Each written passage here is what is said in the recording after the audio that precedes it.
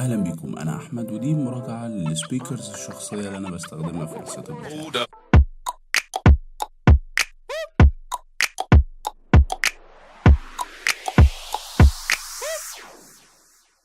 لما بنيجي ندور على سبيكرز نحطها في السيت اب، لو انت واحد مش بتستخدمها في ساوند سيستم فكمل الفيديو ده معايا. لو انت واحد عايز حاجه وانت بتشتغل في ساوند برودكشن فمتفكرش تسمع الفيديو ده للاخر. لما بنيجي ندور على سماعه نحطها في السيت اب بتاعنا بندور على عوامل معينه، واللي هي ان احنا نختار سماعه شكلها شيك تزين السيت اب، وفي نفس الوقت صوتها يكون محترم، وفي نفس الوقت ما تكونش غاليه. والثلاث عوامل غالبا مش بيتحققوا في نفس الوقت مع بعض، الا ان في بعض السماعات اللي زي مثلا اللوجيتك زي زد 200 اتحققت فعلا العوامل دي، وانا شايف انها سبيكرز ممتازه لاي واحد بيفكر يشتريها. انا نفسي كنت هشتريها ولكن كسلت بقى ان انا لسه هستنى انها تجيلي من بره وكلام من ده، فقررت اشتري حاجه محليه تكون موجوده قدامي.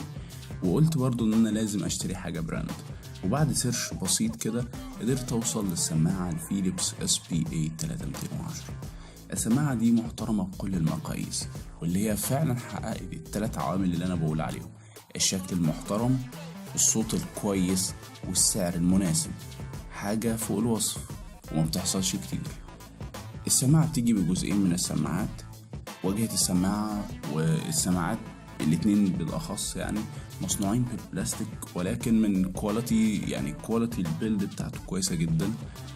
الواجهة بتاعت السماعة الواحدة فيها 2 درايفرز محاطين بحلقة من البلاستيك مطلية باللون الأصفر، أو اللون يعني زي ما تقول الأصفر داكن كده، ولكن أنا محبتش اللون الأصفر ده، كان يحبذ لو كان مثلا لون أبيض كان هيبقى شكله أشيك بكتير.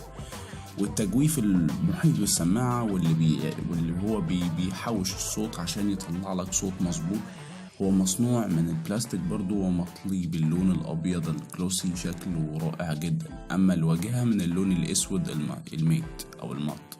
السماعة الرئيسية بيطلع منها 3 سلوك: سلك للسماعة التانية، وسلك لل 3.5 ملي جاك أوديو، وسلك للباور.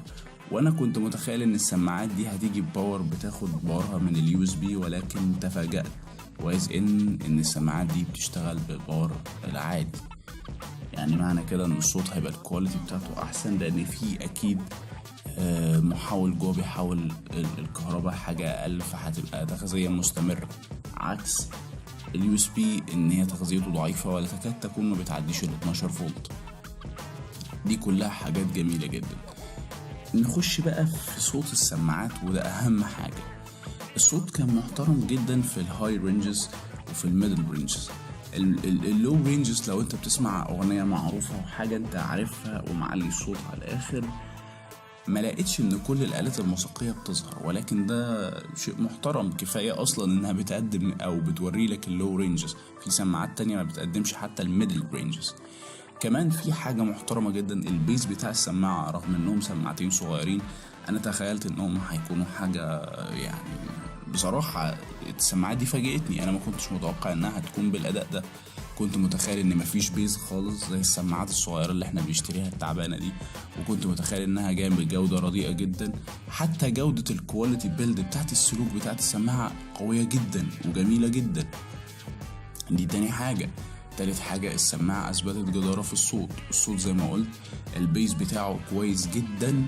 وفي نقطة عايز أتكلم فيها: معظم السماعات اللي هي المحلية أو الصناعة المحلية أو اللي هي صيني، لما بيكونش مشغل حاجة بتطلع زنة خفيفة كده، يستحيل تسمع الصوت ده من السماعة دي. تاني حاجة، واجهة السماعة الرئيسية هي فيها الاوبشنز اللي فيها هو الزرار اللي بيعلي الصوت ويوطي الصوت، وفي نفس الوقت تقدر تقفل منه الصوت بعد التكة اللي انت هتسمعها عليه. وفي مدخل 3.5 ملي جاك اوديو، وصراحة هو اوبشن ظريف جدا، ولكن برضو انا افضل ان انا استخدم ال 3.5 ملي جاك اللي موجود في البي سي بتاعي، لان لما حطيت الهاند فري او حطيت السماعات او سماعات الايربودز فيها، حسيت ان الساوند اتغير كده او الصوت اتغير، ومش نفس الصوت اللي طالع من السماعة. فما انصحش حد انه يستخدمه، ولكن ارجع واقول سماعة بسعر بادجت جدا، وده اوبشن متاح ليك، فايه المشكلة يعني؟ اوبشن ببلاش، مش مشكلة. بس كده، هي دي كانت مراجعتي للسماعة. وسعر السماعة هو $24، وهتلاقوه على سوق.com من 300 ل 350 جنيه، وهسيب لك الرابط في الديسكريبشن. لو عجبتك الحلقة أتمنى إنك تشارك وتعمل لايك وسبسكرايب للقناة وتفعل زر الجرس من جنب الفيديو. كان معاكم أحمد، نشوفكم في حلقة جديدة.